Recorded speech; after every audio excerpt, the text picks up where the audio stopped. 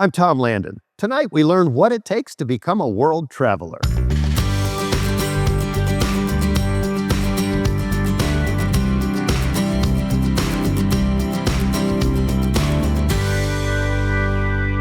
Welcome to What It Takes. I'm Tom Landon. One of the best parts of my job is that when I hear about someone doing very interesting work in the world, I can call them up and have them come to the studio for a chat so we can all learn more about them.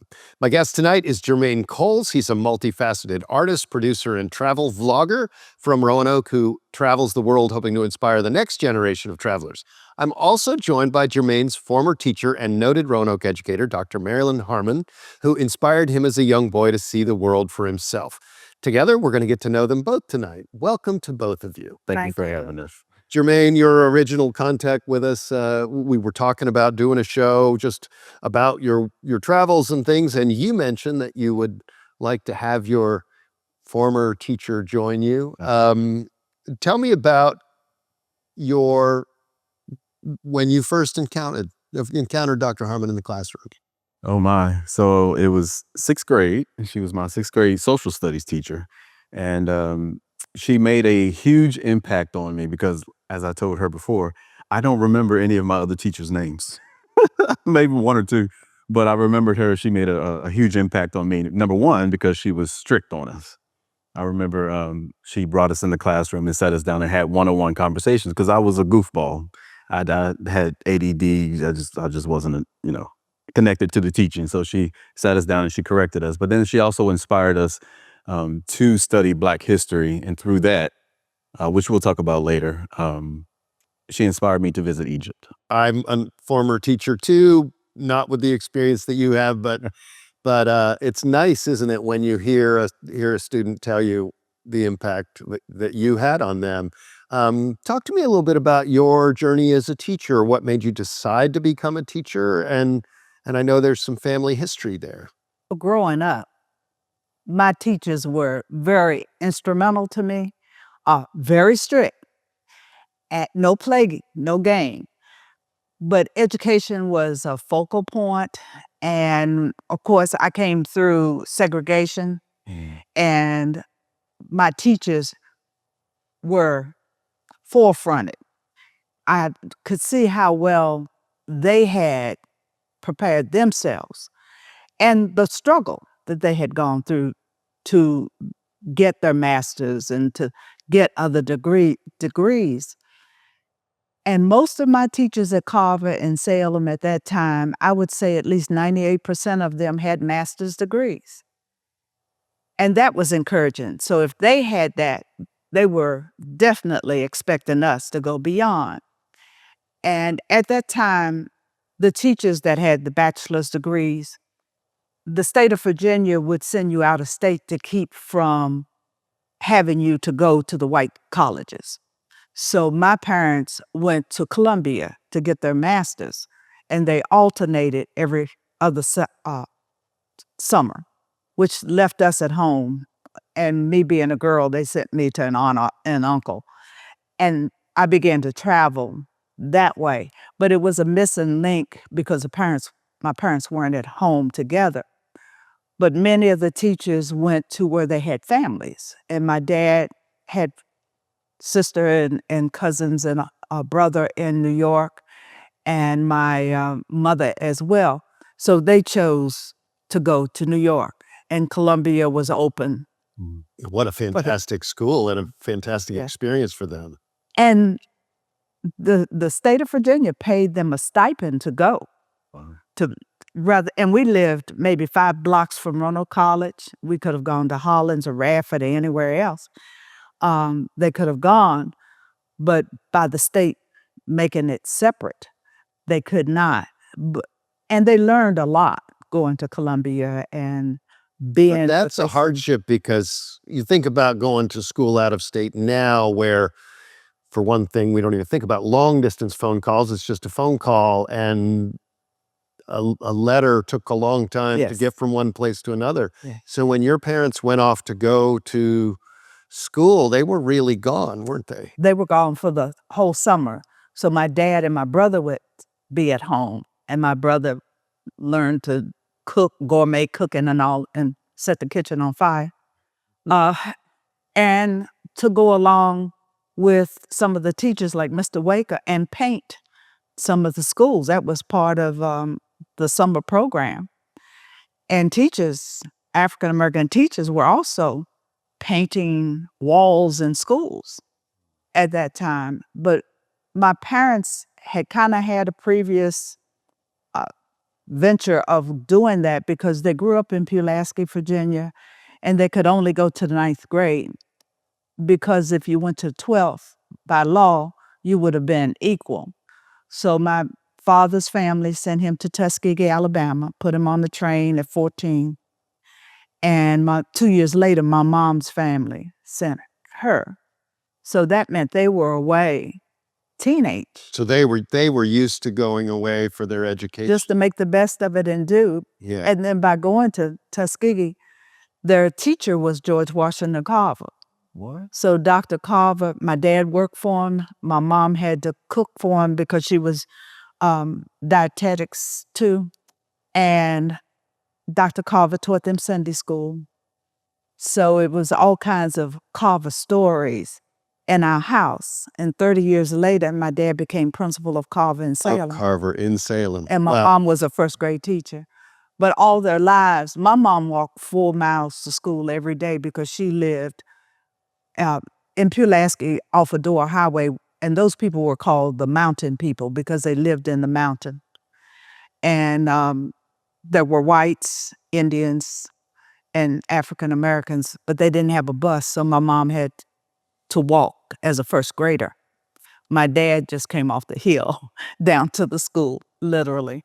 But it wasn't the children, it was the law that made the separation. And sometimes the children had a bus, the white children had a bus, and they would wait for the Black kids to come back home, and they all would walk back in the mountain together. So I guess being adventurous, but education was the goal. Wow. And, I mean, just in that short answer, talking about all of the challenges that not just your parents, but any Black person who wanted to be an educated person weren't a lot, the options were limited. If you wanted to do it, you really had to go for it. Jermaine, as a sixth grader, you talked about her teaching you some African American history at the time. How much did you know about the struggle before then, and how did that exposure change your perspective? I remember my mother telling me, because she was born in Fresno, California. So I remember her telling me she didn't experience racism up until the age of 6 when she moved to Roanoke.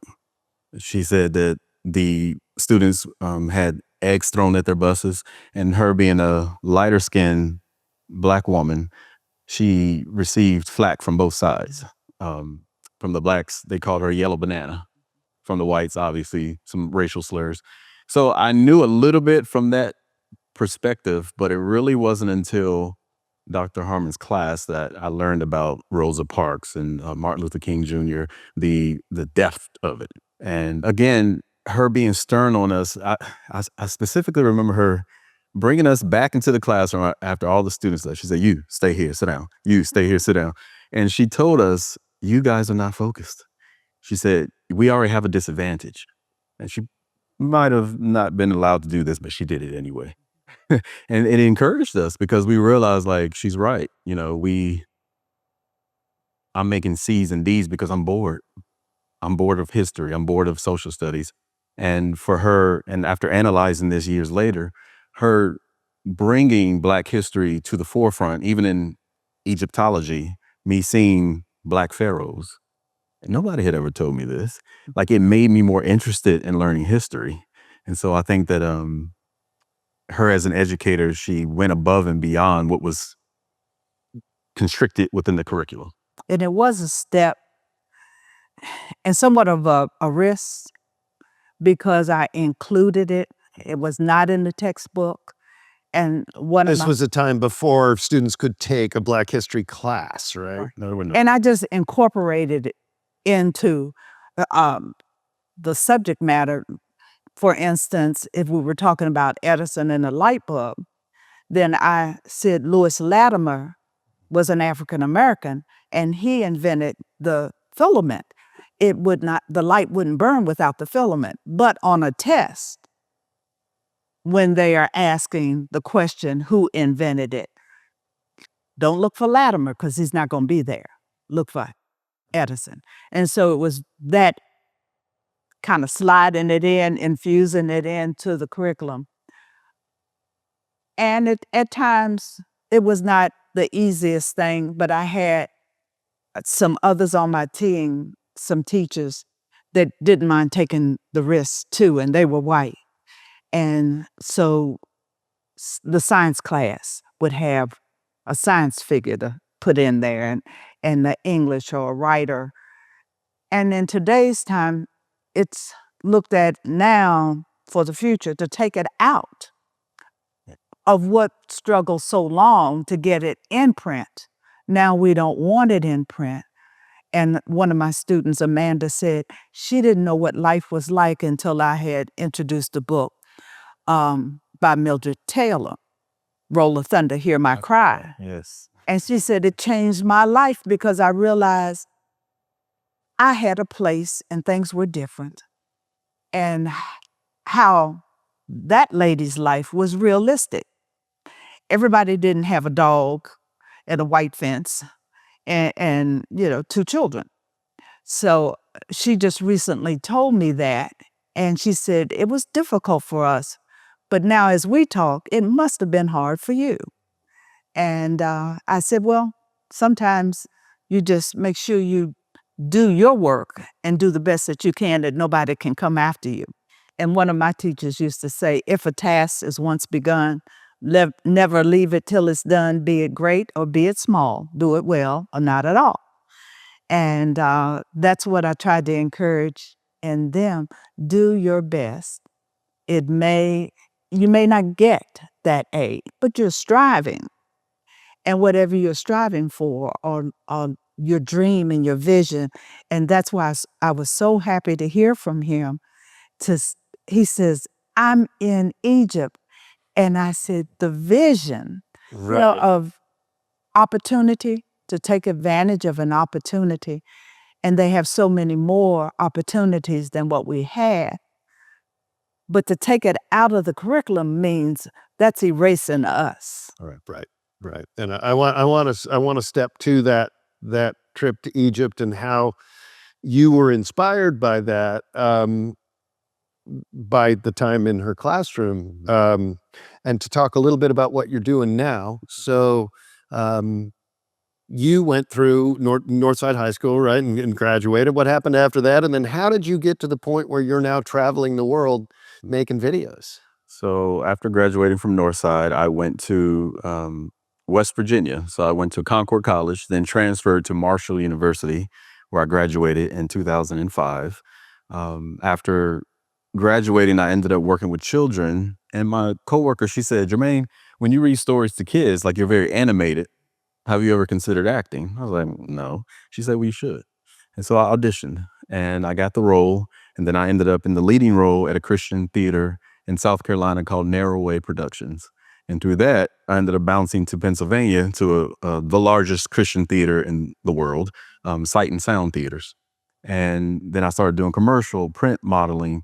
And so I gained a little bit of experience behind the camera.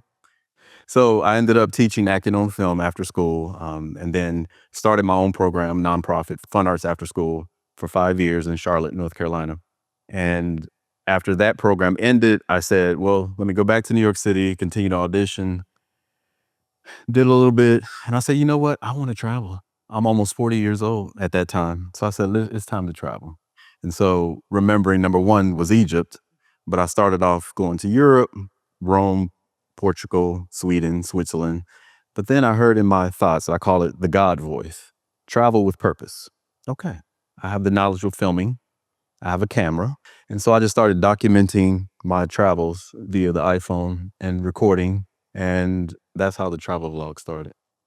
And so through that, it's cool to just show people the world, but I'm an educator. Now I can tell people as I'm filming, hey, I look cool behind a pyramid, but did you know that King Tut or another pharaoh in the Nubian village who was black. I'm starting to incorporate history and knowledge into my travel blog. So I kind of combine the two. There are many, many people doing travel blogs and vlogs, but I didn't know much until I started watching your stuff about there is sort of a subset where people are using it to teach, and people of all kinds of different ethnicities and races are doing it. But what has it meant to you to be able to tell? I mean, there's 100 videos about visiting the pyramids. Right. There aren't that many that go into the detail that you do. How does it make you feel as a producer to be able to bring that in? I mean, it's good. It's rewarding because if we look at the statistics of the students today, below basic, proficient, the scores are going down with the interest of history from proficient down to basic because they're bored. We have technology, Instagram, TikTok. They're more concerned about the new things that are going on in today's time that they're no longer concerned about the history. So if we can once again show you, hey, I'm cool by going to a beach in Portugal. I'm in a cave, literally standing on a rock for Instagram. But then I tell you the history of how the rock was formed. You can kind of knock out two birds with one stone. So that's kind of where I play. tried to do that because technology wasn't like it is now. Have cell phones. So I had mannequins in the room, and I would travel from either the language arts book or the history book to different countries, bring things back. And so as we talked about a specific lesson, then I could say, well, this is the way they would dress there, and this is the kind of food, and have that visual portion, because every child did not always learn from just reading it. Well, I think most children learn a lot. There are a few kids that learn from reading, but most learn better in other ways. And tell me about some of the places you've traveled. I've been to every continent except Antarctica. So when you were talking about Portugal, and then I mentioned Spain, Roanoke has sister cities. So I've been able to travel to the sister cities. I've been to Kenya several times, and 800 miles down the Nile, climbing the Great Pyramid, in the caves in Europe, in Brazil, and just getting with the people. The book is fine, but when you actually get into a community and get with people, that makes the lesson. And from all those travels, I brought back something tangible, from the heart and from the head and the eyes as well. And for students to be able to put on some of this jewelry. And I never lost a piece. They would take it and put it back. If another teacher would borrow something, they kept the tab. I didn't keep up with who was using what, but they did. We haven't gotten that back yet. I said, well, just give them a little time, let them use it too. So the traveling made my life wider and more appreciative to what I had here. And when people are talking about, if this doesn't go my way, I'll move somewhere else, then go ahead. But I like it here. Right. I had a paper route customer who gave me the best tip of my life, I think, when he said, every dime spent on travel is worth $1. And yet, I'm sure you experienced this in your classroom. In your classroom, we have students right here in Roanoke who've maybe never seen the ocean, Right. Who've never, and to instill that thing that I think our perception of the world and our own world changes when we go somewhere else and see that maybe they do some things better, maybe we do some things better. As you've traveled, what's been your experience with the people in the different places you've gone, and how has that, it's not just going to see the pyramids, it's about going to meet the people who live near the pyramids too, right? Cuba, I'll use that as an example. Heartbreaking, because you see these people who are in a time capsule because of their government, that they are rationed, they're given food rations. And so you're looking at them and you're saying, hey, I can have this amount of food at a restaurant, but you literally only have a piece of bread and some cheese. For them to fill up that day, they may just eat a pizza. the buildings are run down, and so I try to answer your question. I try to befriend as many people as I can, or become associates, just because I want to learn your culture. I want to learn the way you think, why you are the way you are, because people can judge and they can point fingers and say, it's because you're lazy or you're not doing anything. But sometimes it's deeper than that. And so even in Brazil, and I just get back from Colombia, I have friends now. I met a guy who has a studio, so I prefer to go down there to record. And, people who want to help me travel vlog, like, join me. Let's do it together. Let's grow together. Right. So The networking is phenomenal. Yeah. Just to be with people who are different, but it makes you more understanding. And that's the same thing from here. If you don't know my story, then you ignore my story. And if the textbooks won't print it, then how do you know about me as such, as far as a race or a culture or the religious side, whatever the case may be? It's the sitting down and talking and conversation. Having a meal, right? And some of my best travel experiences have been when I got hungry and ducked into a place and someone invited me to sit at their table. Right? And how people cook and just the socialization portion of it. It makes you a broader person. Mm-hmm. And that is also to be passed off, not to keep, but to have that humanity among all people, that everybody's important.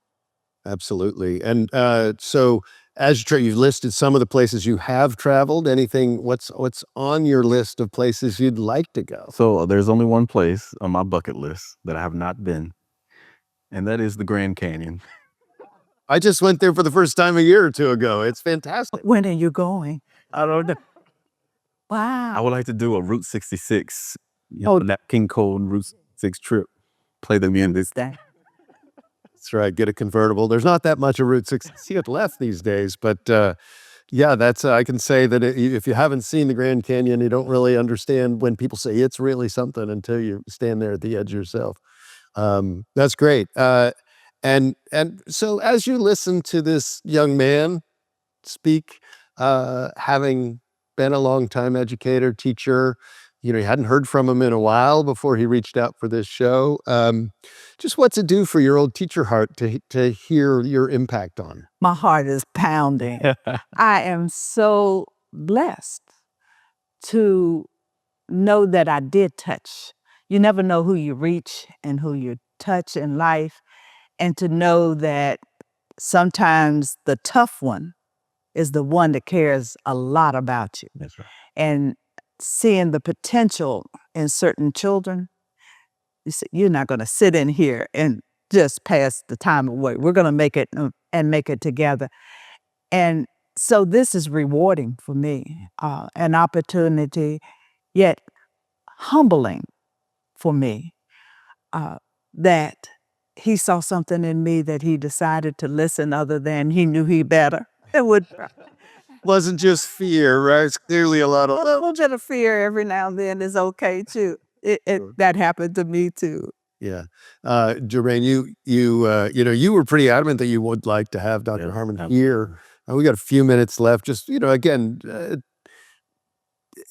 as you do your work, I mean, I guess you have this shining example here. Is that an inspiration to you in what you're doing? It is an inspiration because I have to continue, because the job is not finished. And I have to train another student to take over what I'm doing and even go beyond what I'm doing. And so that reminds me of a quote that she told us in 6th grade. Good, better, best. Never let it rest till your good is better. And your better is best. And that came from my 3rd grade teacher, Miss Jessie Jones at Carver. And that was in 3rd grade, and Miss Jones had us to memorize that. And if you go in Carver now, GW Carver now, it's on the wall. Wow. They have put these huge letters, good, better, best, never let it rest, until the good is better and the better's best. So we were always striving to be the best and to make somebody else proud of us. Yeah, what a beautiful thing. And to know that is on the schools that you went to are still there. They're no longer segregated, but there's still a big difference in the services that one group of kids might get compared to another. Um, I We've got a little time left. We didn't talk as much about your video work because we had this other interesting conversation. But I can tell. where Fine. people find Yes. more about if they want to see some of what we're talking about. So I post all of my videos on YouTube. So they can just type in my name in the search box in YouTube, Jermaine Coles, and you will find the videos from Jordan, Egypt, and I have a series that I'm working on currently, which is a biblical series. I went to Saudi Arabia and filmed where they believe Moses, one of the locations they believe Moses was located. Turkey, Noah's Ark, Egypt, Joseph, and so some other things that will come A about. lot of applications. That's where my heart is. Right. Well, we could talk for a lot longer, but we have only the time that we have. So as we close the show, I'd like to thank Jermaine Coles and Dr. Harmon for coming in to the studio to share their stories. If you'd like to see more of his travels, again, you can find him on YouTube by searching his name and the word travel. We look forward to seeing where he goes next. And for What It Takes, I'm Tom Landon.